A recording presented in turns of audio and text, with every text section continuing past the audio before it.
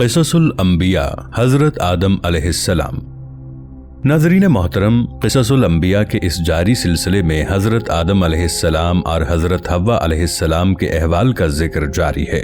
گزشتہ قسط میں ہم نے شیطان کے بہکاوے کے نتیجے میں آدم و حوا کی جنت سے بے دخلی اور انہیں زمین پر بھیجے جانے کے بعد پیش آنے والے ابتدائی احوال کا جائزہ پیش کیا تھا۔ آج ہم اس سے آگے کے کچھ مزید حالات اور اس سے متعلقات پر نظر ڈالتے ہوئے بات کو آگے بڑھائیں گے۔ اس کے ساتھ ساتھ ہم دنیا میں نوع انسانی کا آغاز کرنے والی ان پاکیزہ ہستیوں کی جنت میں موجودگی کے کچھ تشنہ پہلوؤں پر بھی روشنی ڈالتے چلیں گے، تاکہ اس محفل میں آنے والے نئے ناظرین کے لیے بات کو اس کے اصل تناظر میں سمجھنے میں آسانی رہے۔ دوستو، طلحہ فلمز میں آپ سب کو خوش آمدید۔ آپ دیکھ رہے ہیں طلحہ فلمز کے سلسلہ قصص الانبیاء کی یہ چوتھی قسط۔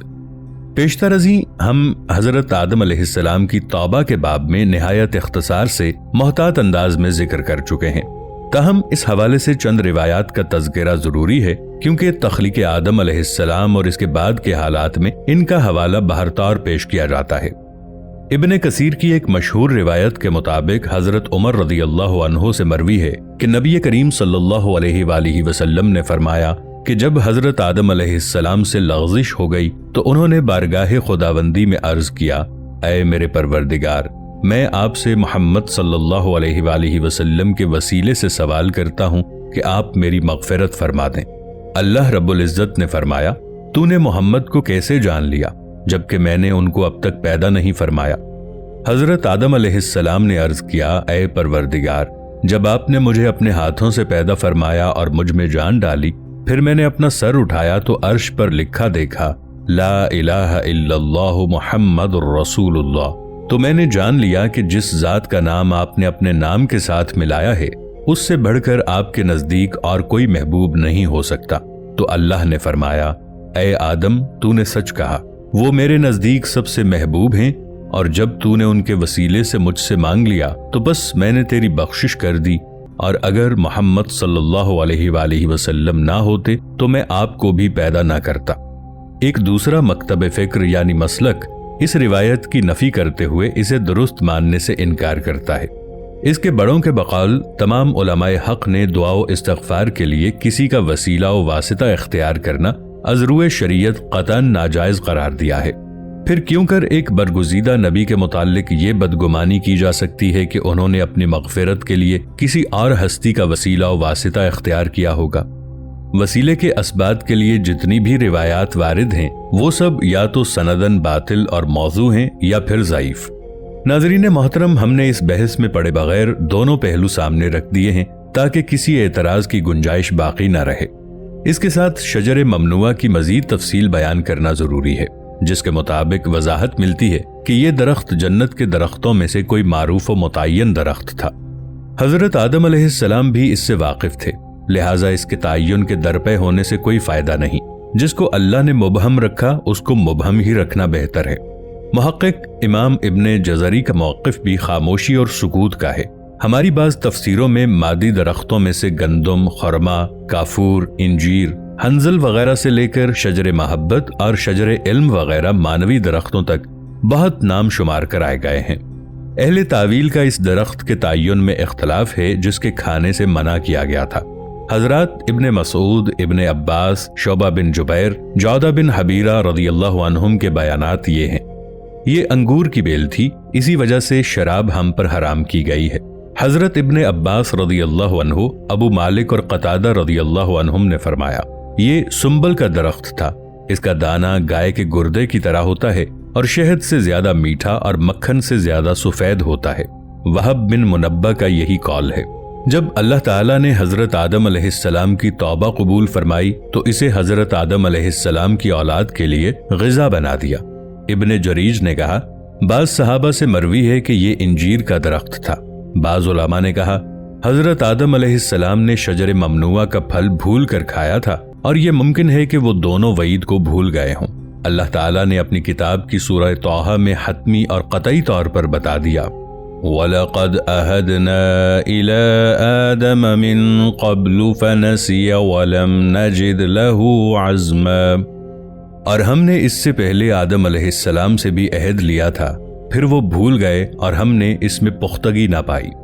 مزید برآں ابلیس کے بارے میں یہ وضاحت کہ وہ جن تھا یا فرشتہ سورہ کہف میں ہے، کان من الجن ففسق عن امر ربہ، یعنی وہ جنات میں سے تھا، اپنے رب کی حکم عدولی کا مرتکب ہوا۔ ابن عباس رضی اللہ تعالی عنہ نے فرمایا، ابلیس کا اس حکم عدولی سے پہلے فرشتے میں شمار ہوتا تھا۔ عزازیل نام تھا، زمین پر رہتا تھا اور نہ صرف سب سے زیادہ علم رکھتا تھا بلکہ سب سے زیادہ عابد بھی تھا۔ انہی خوبیوں کے گھمنڈ میں اس نے تکبر کیا، مگر یہ بات طے ہے کہ اس کا تعلق جنات سے تھا۔ دوسری روایت یہ ہے کہ اس کا پہلا نام عزازیل تھا، فرشتوں میں معزز تھا، 4 پر رکھتا تھا، بعد میں ابلیس کہلایا۔ تیسری روایت یہ ہے کہ آسمان و زمین کی بادشاہت اور سیادت کا مالک تھا، لیکن معصیت کی پاداش میں اللہ نے اسے مسخ کر کے شیطان رجیم قرار دے دیا۔ حسن بصری رحمت اللہ علیہ کہتے ہیں کہ ابلیس ہرگز ملائکہ میں سے نہیں تھا، بلکہ جس طرح آدم علیہ السلام اصل نوع انسان سے ہیں، اسی طرح اس ملعون کی جنس جن ہے۔ قرطبی رحمت اللہ علیہ کا قول ہے، اللہ تعالیٰ نے ابلیس کو کفر و گمراہی پر پیدا کیا تھا، مگر اس کے اعمال فرشتوں جیسے تھے، لیکن بعد میں اس کے اصل میں لوٹا دیا گیا۔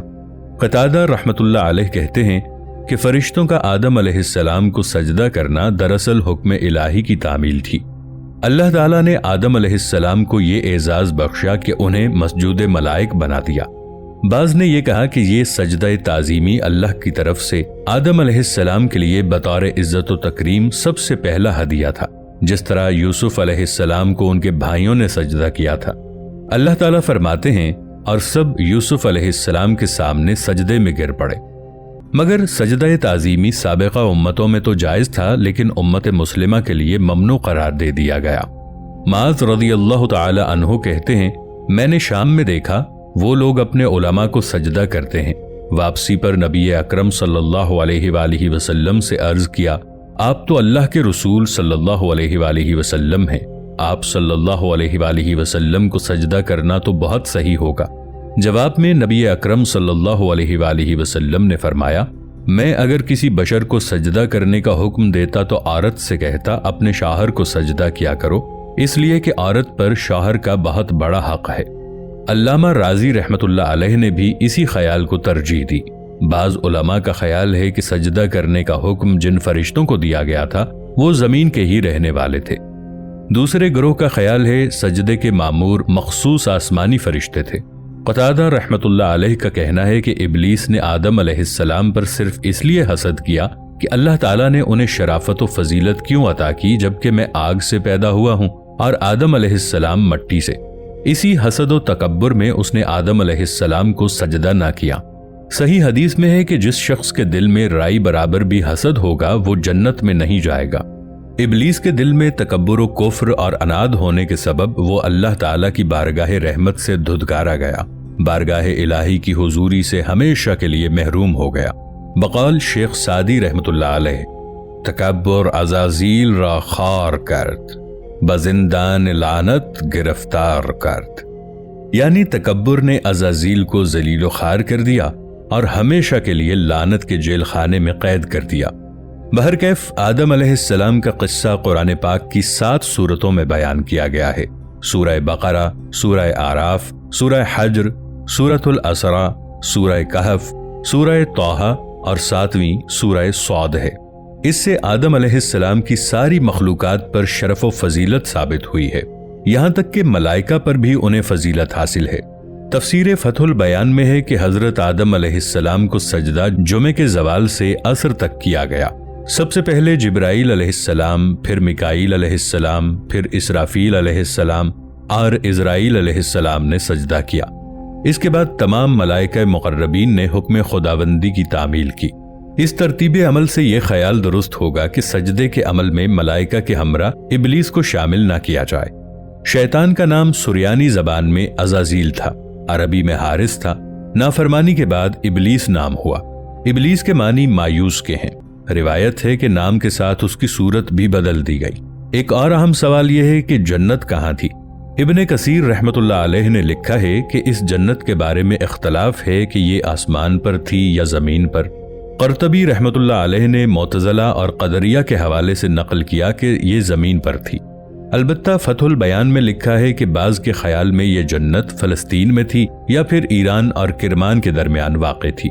اللہ تعالیٰ نے اسے آدم علیہ السلام کے امتحان کے لیے بنایا تھا، اور وہاں سے آدم علیہ السلام کا اتارنا یہ تھا کہ وہ سرزمین ہند کی طرف نقل مکانی کر جائیں۔ ایک خیال یہ ہے کہ آدم علیہ السلام کی تخلیق اسی خطہ زمین پر ہوئی تھی، لیکن جس بات کی ہمیں رسول اللہ صلی اللہ علیہ وآلہ وسلم نے صراحتاً خبر نہ دی ہو، اس میں بال کی کھال اتارنا مناسب نہیں۔ حضرت حوا علیہ السلام کے بارے میں حافظ ابن کثیر رحمۃ اللہ علیہ کہتے ہیں کہ حوا علیہ السلام آدم علیہ السلام کے جنت میں جانے سے پہلے پیدا ہوئی۔ محمد بن اسحاق بھی بحوالہ تورات وغیرہ اسی سے اتفاق کرتے ہیں۔ ابن عباس رضی اللہ تعالی عنہ نے فرمایا، جب آدم پر نیند غالب آئی تو ان کی ایک بائیں پسلی نکال کر اس جگہ گوشت بھر دیا گیا۔ آدم علیہ السلام بدستور سوتے رہے، یہاں تک کہ ان کی اس پسلی سے پیدا ہو کر پوری ایک عورت بن گئی، تاکہ آدمی کو اس سے سکون ملے، آرام پائے۔ جب وہ اس خواب راحت سے جاگے تو حوا کو اپنے پہلو میں پا کر کہنے لگے، یہ میرا ہی گوشت، میرا ہی خون اور میرا ہی جوڑا ہے۔ پھر آدم علیہ السلام کا دل ان کے ساتھ لگ گیا، پھر اللہ نے ان کی شادی کر دی۔